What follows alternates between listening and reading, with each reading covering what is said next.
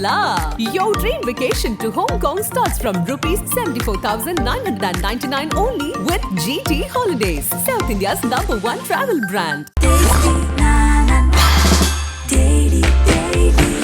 Taste Daily. Taste the Daily. Minor Mani என்கிற அருள்நாதன் அப்படின்ற ஒருத்தரும் வினோத் கண்ணன் அப்படின்ற ஒரு டீம், அந்த டீம் வந்து அந்த மதுபான கடையில் உட்காந்துருக்காங்க. அதே போல் மதுரை காமராஜர் நகர் பகுதியை சார்ந்த மாணிக்கம், அவருடைய ஃப்ரெண்ட்ஸ் அவங்கெல்லாம் அந்த மதுபான கடைக்கு போகிறாங்க. பாரில் அனாவசியமாக சண்டை நடக்கும். அப்படிப்பட்ட ஒரு சண்டை அங்கே நடந்திருந்து, ரெண்டு கோஷ்டிகளுக்குள்ளும் ஒரு சண்டை. இவங்க ஒரு 5 பேர், அவங்க ஒரு 6 பேர் 7 பேர் இருக்காங்க. இது ஒரு மோதலாக வெடிக்குது. வீண்டு மைனர் மணி என்கிற அருள்நாதனுடைய கொலை வழக்கில் 10 பேரை வந்து குற்றவாளிகளாக காவல்துறை அறைவு பண்றாங்க. இதுல குறிப்பாக என்ன ஒரு குழப்பம் ஏற்பட்டுச்சுன்னா, 10 பேர்ல வந்து நயனா வந்துட்டு ஒரு சட்டக்கல்லூரி படிக்கின்ற மாணவன் அக்னிராஜ் நயனா போடுறாங்க. இந்த பிரச்சனை வந்து பாத்தீங்கன்னா மதுரை, திருப்பூர், பல்லடம் சொல்லி ஒரு 4-5 மாவட்டத்தை கவர் பண்ணி பிரச்சனை மாதிரி போயிடுச்சு. இது ஒரு பிரச்சனை ஆயிப்போச்சு. அக்னிராஜ் சிறைக்கு போயிட்டார், சட்டக்கல்லூரி மாணவர். குற்றமே செய்யவில்லை, அவரை குற்றவாளியை கொலை வழக்குல 302 வந்து இம்ப்ளிகேட் பண்ணிட்டாங்க அப்படின்னு சொல்லி ஒரு விவாதம் நடக்க ஆரம்பிச்சிச்சு. அப்பயே பல்வேறு தரப்பினர் எதிர்ப்புகளை சொல்றாங்க. காலையில மானாமதுரை காவல் நிலையத்தில் ஒரு 200 மீட்டர்ஸ் டிஸ்டன்ஸ்ல கொடூரமான முறையில அக்னிராஜ் படுகொலை செய்யப்படுறார். தலையை வெட்டி படுகொலை செய்யறாங்க. ஓகே, வெயில்ல வந்து ஒரு 4 நாளுக்கு இந்த சம்பவம் நடக்குது. ஆமா, சட்டக்கல்லூரி மாணவர். அப்ப இது என்ன ஆகி போச்சுன்னு கேட்டா, பல மாவட்டங்கள்ல இருக்க நண்பர்கள்லாம் ஒன்று சேர்றாங்க. சின்ன பசங்கள்லாம் ஸ்கூல் 12th 11th பசங்கள்லாம் அக்னி பிரதர்ஸ் அப்படின்னு சொல்லிட்டு இன்ஸ்டாகிராம்ல ஒரு குரூப்பை ஃபார்ம் பண்றாங்க. தலைகள் சிதறும், கொலைகள் தொடரும் அப்படின்னு டைட்டிலே போட ஆரம்பிச்சாங்க. இதுல இன்ஸ்டாகிராம்ல அந்த அக்னிராஜனுடைய படுகொலைக்கு பழிக்கு பழி வாங்குவதற்காகத்தான் இந்த அக்னி பிரதர்ஸ் அப்படின்ற ஒரு டீம் ஃபார்ம் பண்ணப்பட்டுச்சு. இந்த அக்னி பிரதர்ஸ் டீம் ஃபார்ம் பண்ணப்பட்டு இதுவரைக்குமே இவங்க 4 கொலைகள் பண்ணிருக்கு அப்படின்ற ஒரு செய்தி வந்து ஒரு அதிர்ச்சியான ஒரு செய்தி.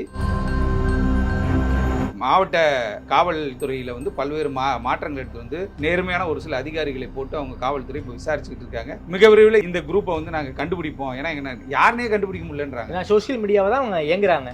இயக்கமே சோசியல் மீடியா தான். ஆதானியர்களுக்கு அன்பு வணக்கம். இன்று நம்மோடு வழக்கறிஞர் திருமிகு சார்லஸ் வெற்றிவேதன் உள்ளார். வணக்கம் சார். வணக்கம் சார். அதாவது கடந்த சில மாதங்களை பொறுத்த வரைக்கும் சிவகங்கையில் அக்னி பிரதர்ஸ் அப்படிங்கிற ஒரு டீம் ஒரு மிகப்பெரிய ஒரு சர்ச்சைக்குரிய விஷயங்கள்லாம் பண்ணியிருக்காங்க. கிட்டத்தட்ட ஒரு 4 கொலை வரைக்கும் பண்ணியிருக்காங்க. குறிப்பாக இன்ஸ்டாகிராமில் வந்து சபதம் போட்டு கொலையெல்லாம் பண்ணியிருக்காங்க. இன்ஸ்டாகிராமில் நேரடியாக மிரட்டல் விடுறது, போஸ்ட் போட்டு மிரட்டல் விடுறது அப்படின்னு பல சம்பவங்களை பண்ணியிருக்காங்க. யார் இந்த அக்னி பிரதர்ஸ்? அவங்க சிவகங்கையில் அவ்வளோ பெரிய ஒரு கேங்காக மாறுவதற்கு என்ன காரணம்? சம்பவங்களை எங்களுக்காக சொல்ல முடியுமா சார்? அதாவது 2020ஆம் ஆண்டு வந்து ஒரு மானாமதுரை பக்கத்தில் ஒரு கிராமத்தில் ஒரு ஒயின் ஷாப், எல்லா இடத்துலையும் டாஸ்மாக் இருக்குல்ல, அதுமாதிரி ஒரு டாஸ்மாகில் வந்துட்டு மைனர் மணி, அப்புறம் வந்து மைனர் மணி என்கிற அருள்நாதன் அப்படின்ற ஒருத்தரும் வினோத் கண்ணன் அப்படின்ற ஒரு டீம், அவங்க 2 பேர் நண்பர்கள். அவர் கூட எப்பயுமே ஒரு 4-5 பேர் இருப்பாங்க. அந்த டீம் வந்து அந்த மதுபான கடையில் உட்காந்துருக்காங்க. அதே போல் மதுரை காமராஜர் நகர் பகுதியை சார்ந்த மாணிக்கம் அப்படின்ற ஒருத்தர், அவருடைய ஃப்ரெண்ட்ஸ் அவங்கெல்லாம் அந்த மதுபான கடைக்கு போகிறாங்க. அங்கே போகும்போது என்ன கேட்டால், அப்போ எப்பயுமே ஒயின் ஷாப்பில் போயிட்டு நிறைய பேர் நண்பர்களாகி வந்தவங்களாம் இருக்கான். தனியாக போவான், வரும்போது ஒரு 3 பேரோட வருவான். அது வந்து காலங்காலமாக இருக்குது. இந்த இப்போ டாஸ்மாக் ப்ரைவேட் ஒயின் ஷாப் இருந்த காலகட்டத்திலே சரி, இந்த ஃப்ரெண்ட்ஷிப் உருவாகும், சண்டை நடக்கும். அதனால தான் நிறைய பேர் பாருக்கெலாம் போக மாட்டான். ஏதோ ஒரு சண்டையில் திடீர்னு எவனா பாட்டில் தூக்கி அடித்தா பிரச்சனை ஆயிருமேன்ட்டு போக மாட்டாங்க நிறைய பேர். ஆனால் இந்த மைனர் மணியும் அருள்நாதனும் அந்த பாரில் இருந்திருக்காங்க, அந்த டாஸ்மாக் பாரில். அதே இடத்துக்கு மதுரை காமராஜர் நகர் பகுதியை சார்ந்த மாணிக்கம் அப்படின்றவரும் அவருடைய நண்பர்களும் அந்த பாருக்கு போகிறாங்க. போகும்பொழுது அங்கே ஒரு சில ஏதோ வாக்குவாதம் ஏற்படுகிறது. அது வந்து வாக்குவாதம் முற்றி என்ன வந்து கோஷ்டி மோதலாக உருவெடுக்கும் போது மாணிக்கத்தை என்ன பண்ணுறாங்க, அங்கே இருக்கிற ஏதோ ஒரு கட்டையோ கல்லையோ தூக்கி அடித்து மண்டையை உடைச்சிட்றாங்க. மண்டையை உடைச்ச பிறகு அங்கே ஏன்னா அது அரசு மதுபான கடையில் உடனே எஃப்ஐஆர். அரசு மதுபான கடையை ஒட்டி இருக்க பாராக இருந்தாலும் சரி, சண்டை நடந்தனா உடனே போலீஸ் வந்துடுவாங்க. போலீஸ் அலர்ட்டாக அந்த இடத்துல சுற்றிக்கிட்டு இருப்பாங்க. ஓகே, அப்படிப்பட்ட ஒரு சூழலில் அங்கே மண்டை உடைப்படுது மாணிக்கத்துக்கு. உடனே அந்த இடம் பார்லேயே மண்டையை உடைச்சிடுறாங்க. அந்த இடத்துல ஒரு சலசலப்பு ஏற்பட்டு அது அப்படியே ஓஞ்சி போகுது. என்ன பிரச்சனைக்காக சார் மண்டையை உடைக்கிறாங்க? சும்மா அங்கே ஏதோ வாக்குவாதம் ஏற்பட்டுருக்கு. இது மதுபான பாரில் தெரியல, எல்லாம் போதையை போட்டிருப்பான். சும்மா இடிச்சா கூட ஏன்டா என்ன இடிச்சேன்னு கேட்பான், பார்த்தா கூட ஏன்டா என்ன பார்த்தேன்னு சண்டை இழுப்பான். பாரில் அனாவசியமாக சண்டை நடக்கும். அப்படிப்பட்ட ஒரு சண்டை அங்கே நடந்திருந்து, 2 கோஷ்டிகளுக்குள்ளும் ஒரு சண்டை. இவங்க ஒரு 5 பேர், அவங்க ஒரு 6 பேர் 7 பேர் இருக்காங்க. இது ஒரு மோதலாக வெடிக்குது. வீண்டு ஒருத்தர் இருக்கும்போதே குதிப்பான் போதையில்.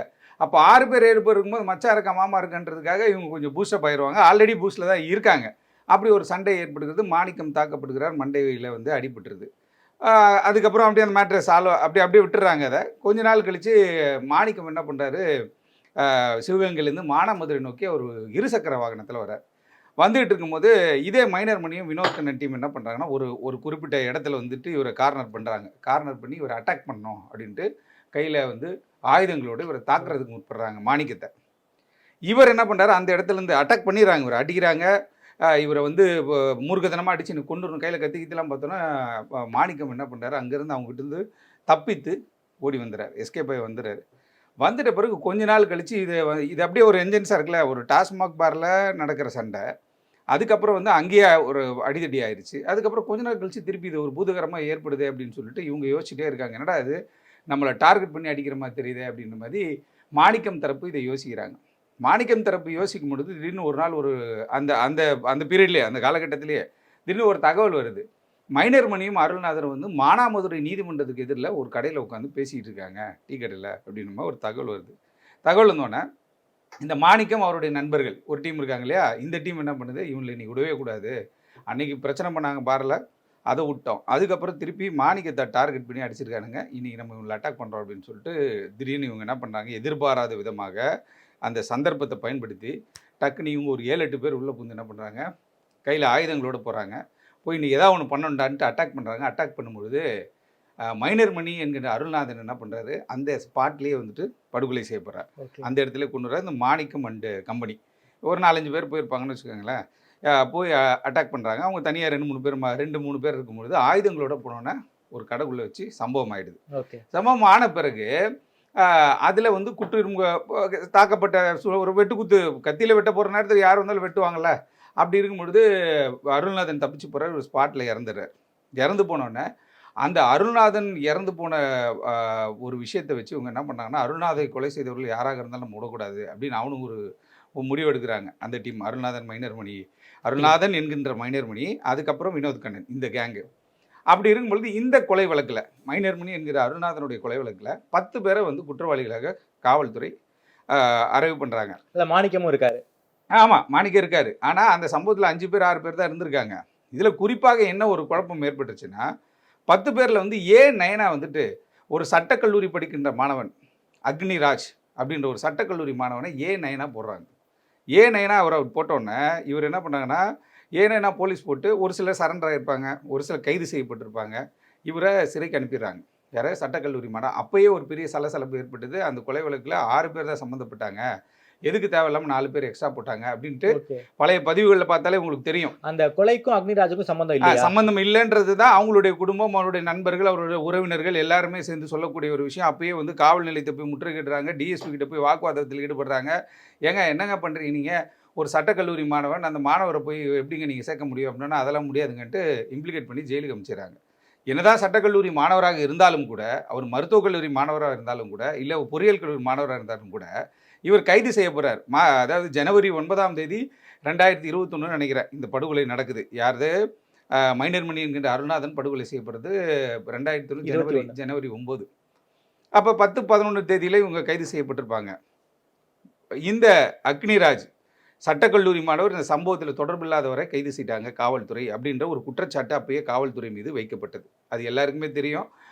பழைய பதிவுகளை நீங்கள் பார்க்கும்போதே மக்கள் போராட்டத்தில் ஈடுபட்டது, காவல் நிலையத்தை முற்றுகையிட்டது, இந்த மாதிரி சம்பவங்கள்லாம் நடந்துச்சு. அப்பயே நம்ம ஒரு சில பதிவுகளை போட்டோம். காவல்துறை ஒழுங்காக இந்த மைனர் மணி வழக்கை விசாரிக்க வேண்டும், உண்மையான குற்றவாளிகளை கைது செய்ய வேண்டும், பொய்யாக குற்றவாளிகளை சேர்க்கக்கூடாதுன்னு நம்ம ஒரு பதிவே போட்டிருந்தோம். அந்த டைமில் இது ஒரு சீரியஸான மேட்டர் அப்படின்னு சொன்னோம். ஏன்னா அந்த பக்கம் ஒரு சென்சிட்டிவான ஒரு ஏரியா. நீங்கள் இப்போ சொன்ன மாதிரி சிவகங்கை, மானாமதுரை, இந்த பிரச்சனை வந்து பார்த்திங்கன்னா மதுரை, திருப்பூர், பல்லடம் சொல்லி ஒரு 4-5 மாவட்டத்தை கவர் பண்ணி பிரச்சனை மாதிரி போயிடுச்சு. இது ஒரு பிரச்சனை ஆகிப்போச்சு. அக்னிராஜ் சிறைக்கு போயிட்டார், சட்டக்கல்லூரி மாணவர். குற்றமே செய்யவில்லை, அவரை குற்றவாளியாக கொலை வழக்கில் 302 வந்து இம்ப்ளிகேட் பண்ணிட்டாங்க அப்படின்னு சொல்லி ஒரு விவாதம் நடக்க ஆரம்பிச்சிச்சு. அப்பயே பல்வேறு தரப்பினர் எதிர்ப்புகளை சொல்கிறாங்க. இது வந்து வேணுன்ட்டு திட்டமிட்டு பண்ணிட்டாங்க, ஏதோ ஒரு காழ்ப்புணர்ச்சி காரணமாக 6 பேர் கொலை செஞ்சேன்னா 6 பேரை பிடி, நீ எதுக்கு 10 பேரை பிடிச்ச அப்படின்ற ஒரு பேச்சு வந்து அடிபட ஆரம்பிச்சிச்சு. அதற்கு பிறகு ஜனவரி 9ஆம் தேதி இந்த படுகொலை, மைனர் மணி படுகொலை நடக்குது. கைது செய்யப்படுறாங்க குற்றவாளிகள் ஒரு சில நாட்களில். பிறகு மார்ச் மாதம் 5ஆம் தேதி, 1ஆம் தேதி 2ஆம் தேதி வாக்கில் சட்டக்கல்லூரி மாணவர் அக்னிராஜனுடைய பெயில் பெட்டிஷன் வருது. ஓகே. சிறையில் இருக்காரு. பெயில் பெட்டிஷன் மூவ் பண்ணுறாங்க. பெயில் மூவ் பண்ணும்போது நீதிமன்றம் பரிசீலிக்கிறாங்க. ஏன்னா நீதிமன்றம் கண் கட்டிக்கிட்டு இருக்க போகிறது கிடையாது. ஆவணங்களை பரிசீலிக்கிறாங்க. பரிசீலித்து பார்க்கும்போது இவருக்கு நோ ப்ரீவியஸ் கேஸ், இது வரைக்கும் அவருக்கு எந்த விதமான வழக்கும் கிடையாது. அதே போல் இந்த வழக்கில் அவர் மீது குற்றச்சாட்டுகள் இருக்கிறதாவே தெரியல அப்படின்னு சொல்லி ஒரு சட்டக்கல்லூரி மாணவராக இருக்கிற காரணத்தினால 3 மாதத்தில் அவரை வந்து இது பண்ணுறாங்க, பெயில் கொடுக்குறாங்க. ஓகே. அதாவது மார்ச் மாதம் 5ஆம் தேதி 1ஆம் தேதி பெயில் கொடுத்துறாங்க. 1ஆம் தேதி அவருக்கு பெயில் கிடைச்சது. கண்டிஷன்ஸ் என்னன்னு கேட்டிங்கன்னா, மானாமதுரை காவல் நிலையத்தில் அவர் கையெழுத்திடணும் காலையில் 10:30 மணிக்கு. இதுதான் கண்டிஷன். ஏற்கனவே அவர் வந்து அந்த வழக்கில் இம்ப்ளிகேட் பண்ணிட்டாங்க, பொய்யாக சேர்த்துட்டாங்கன்னு ஒரு பக்கம் பஞ்சாயத்து ஓடிக்கிட்டு இருந்துச்சு. 2வதாக ஒரு கொலை குற்றவாளி அவர் எந்த கல்லூரி வேணால் படிக்கட்டும், ஆனால் உண்மையாகவே கொலையில் ஈடுபட்டிருந்தால் நீதிமன்றம் அவங்களுக்கு பெயில் கொடுக்கறதுக்கு வாய்ப்பே கிடையாது. அதுவும் 302 கேஸில் 3 மாதம்லாம் கிடைக்கவே கிடைக்காது. அப்படிப்பட்ட ஒரு சூழல். அப்போ நீதிமன்றம் ஏதோ ஒரு கிராவிட்டி ஆஃப் அஃபென்ஸ்ன்னு இருக்கு இல்லையா, ஏதோ ஒரு விஷயத்தில் சாட்டிஸ்ஃபை ஆகி நீதிமன்றம் என்ன பண்ணாங்க, அக்னிராஜுக்கு பெயில் கொடுக்குறாங்க. ஃபர்ஸ்ட்டாக இந்த 10 பேரில் இவர் சட்டக்கல்லூரி மாணவர், இவருக்கு தொடர்பு இல்லைன்னு விவாதத்தை அவங்க வந்து ஏற்று என்ன பண்ணுறாங்க, ஒரு வந்து பெயில் கொடுத்தாங்க. 1ஆம் தேதி ஒரு பெயில் கிடைக்குது. 9ஆம் தேதி ஜனவரி படுகொலை, மார்ச் 1ஆம் தேதி அவருக்கு பெயில் கிடச்சிது.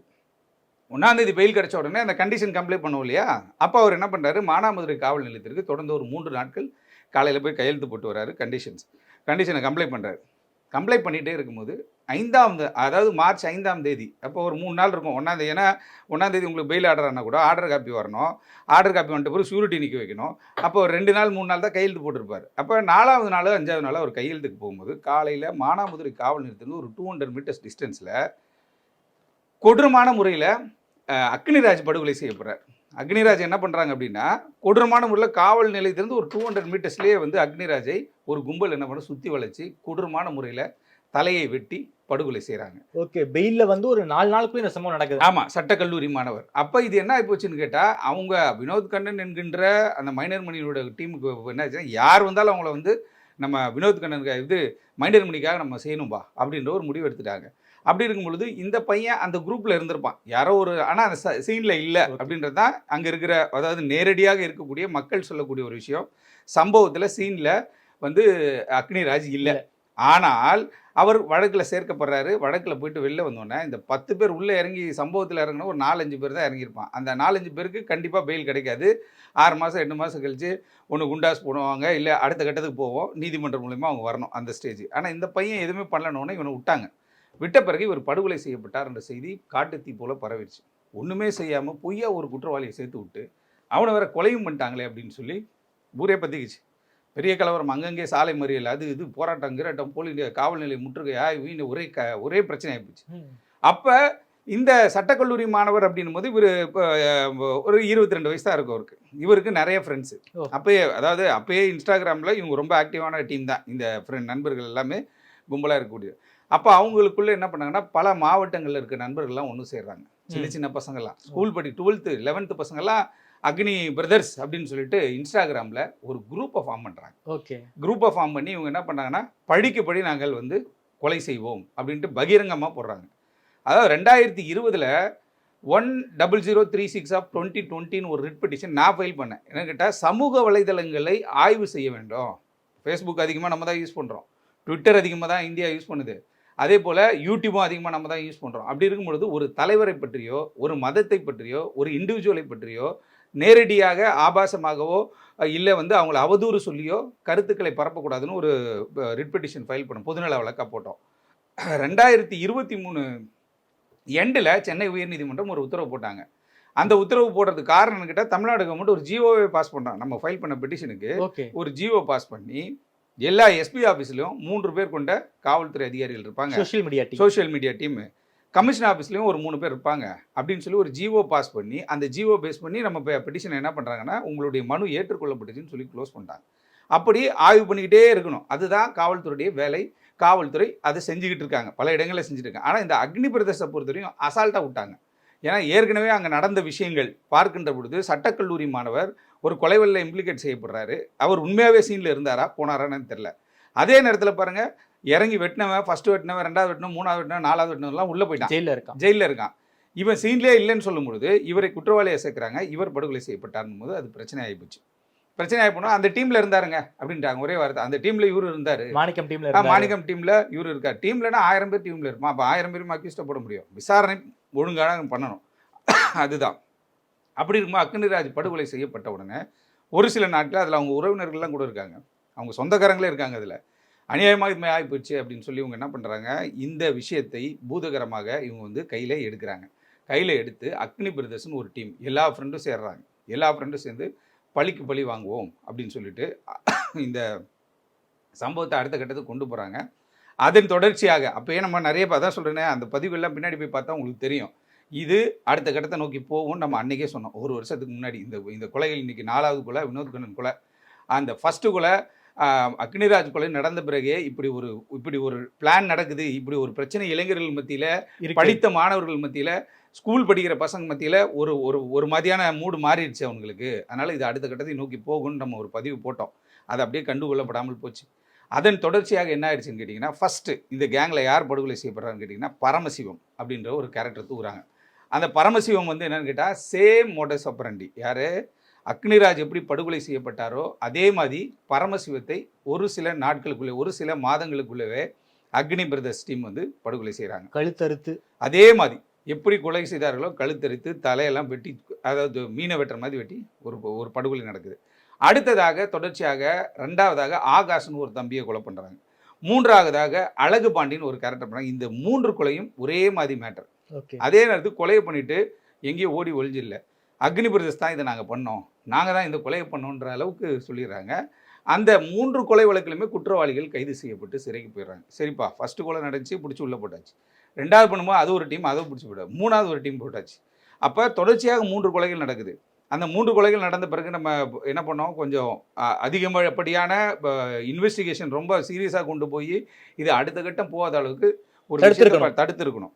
ஆனால் இதை அப்படியே ஃப்ரீயாக விட்டோன்னே அக்னி பிரதர்ஸ் டீமில் ஆள் அதிகம், நிறைய டீம் ஃபார்ம் பண்ணிட்டாங்க அப்படின்னு ஒரு சூழல் ஏற்பட்டுருச்சு. ஏற்பட்ட பிறகு இதில் ஒரு முக்கியமான ஒரு கேரக்டர் யாருன்னு கேட்டால், வினோத் கண்ணன். ஆரம்பத்திலிருந்தே நம்ம மைனர் மணி கூட பயணித்தவர், ஆரம்பத்திலே மாணிக்கத்தை அட்டாக் பண்ணவர், ஆரம்பத்திலே மாணிக்கம் 2 வீலரில் போகும்போது அவர் வெட்ட முற்பட்டவர்.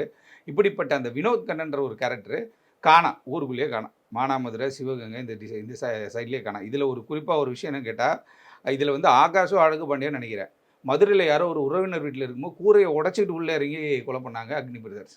கூரையை உடச்சிக்கிட்டு இந்த வீட்டில் இருக்காங்கன்னு தெரிஞ்சுன்னு சுற்று போட்டு, வெளியில் லாக்கை போட்டு, வீட்டுக்குள்ள ஆள் இருக்கும்போது வெளில லாக் போட்டு, கூரையை உடச்சி, ஆஸ்பெட்டா சீட்டு இருக்கும் இல்லையா, சீட்டை உடச்சி உள்ளே இறக்கி கொலை பண்ணாங்க. அப்போ அந்த வெறி அதிகப்படியாக அங்கே வந்து ஆயிடுச்சு. அடுத்து வந்து இந்த அழகு பாண்டி கொலைக்கு பிறகு கொஞ்சம் உஷாராக இருக்கணும், அந்த உஷாரும் ஆக முட்டாங்க.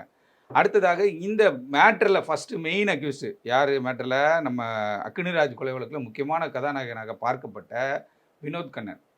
அவங்க அதாவது காவல்துறைன்னு ஒரு துறை இருக்குது, ஏதோ ஒரு அக்ரிவானா கூட அதை எடுத்து போய் காவல்துறைக்கிட்ட கொடுத்து அடுத்த கட்டம் கொண்டு போகணுன்ற எண்ணமே வரல. போலீஸா நம்ம சும்மா இருந்தவங்களே பிடிச்சி உள்ளே போட்டாங்க, கொலை செய்யாதவங்கள, நம்ம சட்டத்தை கையில் எடுப்போம்னு எடுத்துட்டாங்க. எடுத்து இவங்க என்ன பண்ணாங்கன்னா, அடுத்ததாக இருக்கக்கூடிய ஒரு சில நபர்களை டார்கெட் பண்ணி போகும்பொழுது தான் 8/8/2024 அன்றைக்கி என்ன பண்ணுறாங்க, பல்லடம் பக்கத்தில் இருக்கக்கூடிய கரையான்புத்தூர்னு ஒரு ஊர், பல்லடம் பக்கத்தில். அந்த கரையான்புத்தூர் பகுதியில் வினோத் கண்ணனும் அவருடைய நண்பர் பொன்னையாவும் ஏதோ ஒரு பேக்கரியில் வேலை பார்க்குறாங்கன்ட்டு ஒரு நியூஸ் வருது இவங்களுக்கு. நியூஸ் வந்தோடனே இவங்க என்ன பண்ணுறாங்கன்னா, இந்த மேட்ரு அப்படியே பூதகரமாக இருக்கணும், ஏன்னா தலைகள் சிதறும் கொலைகள் தொடரும் அப்படின்னு டைட்டிலே போட ஆரம்பிச்சாங்க. இதில் இன்ஸ்டாகிராமில் தலைகள் சிதறும் கொலைகள் தொடரும் அப்படின்னு போட்டு ஒரு கிரைம் ஸ்டோரி வச்சு டைட்டாக என்ன பண்ணுறாங்க, இவர் தேட ஆரம்பிச்சோன்னே, இவர் கரையான்புத்தூரில் ஒரு பேக்கரியில் பொன்னையாவும் வினோத் கண்ணன் வேலை செய்கிறத கண்டுபிடிச்சிட்டு 8/8/2024 அன்னைக்கு காலையில் ஒரு ஸ்கெட்சை போட்டுறாங்க. முன்னாடியே பிளான் பண்ணிட்டாங்க, இன்றைக்கி இவங்க 2 பேரையும் நம்ம கொலை பண்ணுறோம் அப்படின்ட்டு. காலையில் என்ன பண்ணாங்க, ஒரு 8:30க்கு ஒரு கார் எடுத்துகிட்டு அந்த காரில் வந்து இவங்க 2 பேரும் பேக்கரியிலேருந்து வீட்டுக்கோ இல்லை வீட்டிலேருந்தோ பேக்கரிக்கோ போகிற ஒரு டைம், அந்த டைம் ஏற்கனவே 2-3 நாள் இருந்தால் தான் அதை ஸ்கெட்ச் எடுத்து பார்க்க முடியும். அப்போ என்ன பண்ணாங்க, ட்ராப் பண்ணி அந்த வண்டியை ஃபாலோ பண்ணிட்டு போய் வண்டியை இடிக்கிறாங்க 2 வீலரில். இடித்தோடனே அங்கேருந்து கீழே விழுந்த உடனே பொன்னையா வந்து சுதாரிச்சுக்கிறாரு, ஏதோ ஒரு சம்பவம் நடக்கும்போது அப்படி இப்படின்னு எகிரி குச்சி ஓடி எங்கேயோ ஓட்டா. ஆனால் வினோத் கண்ணன் வண்டி ஓட்டிகிட்டு போயிருப்பார், விழுந்தோடனே ஒரு மாதிரி ஆகிடும் இல்லையா, அந்த டைமில் ஒரு ரெசிடென்ஷியல் ஏரியாவில் ஓடி போய் மாட்டினோன்னே கொடூரமான முறையில் எப்படி இந்த 3 பேர் பரமசிவம், ஆகாஷ், அழகு பாண்டி கொலை செய்யப்பட்டார்களோ அதே மாதிரி விதத்தில் அன்றைக்கு வந்து வினோத் கண்ணன் படுகொலை செய்யப்படுறார். இது 4வது கொலை, அக்னி பிரதர்ஷனுடைய 4வது ஒரு படுகொலையாக பார்க்கப்பட்டுச்சு. அங்கே ஃபஸ்ட்டு தெரியல, ஏன்னா சிவகங்கை இங்கே இருக்குது, மானாமதுரை இங்கே இருக்குது, இது திருப்பூர் எங்கேயோ இருக்கு, திருப்பூர் எங்கேயோ பல்லடம். இருக்கு. அங்கே ஒரு மர்டர் நடந்தோன்னே ஒரு பரபரப்பாயிடுச்சு. அது கொஞ்சம் தூரத்தில் தான் அமைச்சருடைய கூட்டம் வேற எதுவும் நடக்கும். அங்கேருந்து ஒரு 200 மீட்டர்ஸில் அமைச்சரோட கூட்டம் அன்னைக்கு. ஓ ஏதோ நலத்திட்ட உதவிகள் வழங்கும் விழா. அந்த விழா நடக்கும். பயமே இல்லாம இருந்திருக்காங்க. ஆமா, அப்படி நடந்த உடனே இவங்க என்ன பண்ணிட்டாங்க அப்படின்னா, பரபரப்பாயிடுச்சு. மொத்த காவல்துறை எப்படியும் அமைச்சர் வர போறாங்க, அங்க இருப்பாங்க. 100 மீட்டர்ஸ்ல கொலைனோட எல்லா மொத்த பேர் அங்கே ஓடுறான்னு போயிட்டு இதெல்லாம் தூக்கிட்டு வரும்போது பார்த்தா டக்குன்னு இன்ஸ்டாகிராமில் பார்த்தா அப்பதான் ஒரு ஸ்டோரியை போடுறான். என்னன்ட்டு தலைகள் சிதறும் கொலைகள் தொடரும் அப்படின்னு சொல்லி ஒரு டைட்டில் போட்ட உடனே காவல்துறை ஈஸியாக போச்சு அவங்களுக்கு வேலை. என்ன கேட்டால் ஓடி ஒளியில் பதிவை போட்டாங்க, இன்ஸ்டாகிராம் வச்சு ஃபாலோ பண்ணியே போயிட்டு அந்த டீம் எல்லாத்தையும் ட்ராப் பண்ணுறாங்க. இப்போ இந்த அக்னிராஜினுடைய படுகொலையின் தொடர்ச்சியாக, அக்னிராஜ் ஒரு சட்டக்கல்லூரி மாணவர், அவர் கொலை செய்யப்பட்டதில் அவர் கைது செய்யப்பட்டதுலேயும் பல முரண்பாடுகள் இருக்குது. அதே போல் அவர் கொலை செய்யப்பட்டதும் அவர் தவறான முறையில் கொலை செய்யப்பட்டார். ஆள் மாறாட்டத்துக்குலாம் கொலை நடந்தது தெரியல.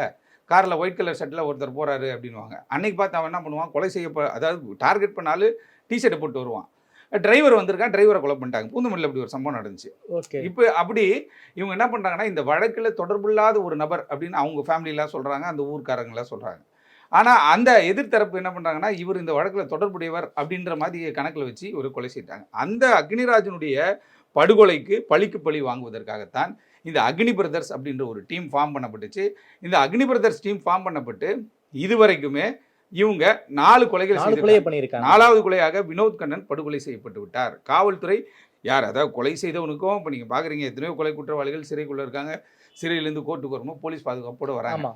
அப்படிப்பட்ட ஒரு சூழலில் காவல்துறை இந்த வழக்கை மிக சீரியஸாக எடுத்து உண்மையான குற்றவாளிகள் யாராக இருந்தாலும் அவர்களுக்கு தண்டனை வாங்கி தர வேண்டியது மாற்றுக்கிறது கிடையாது.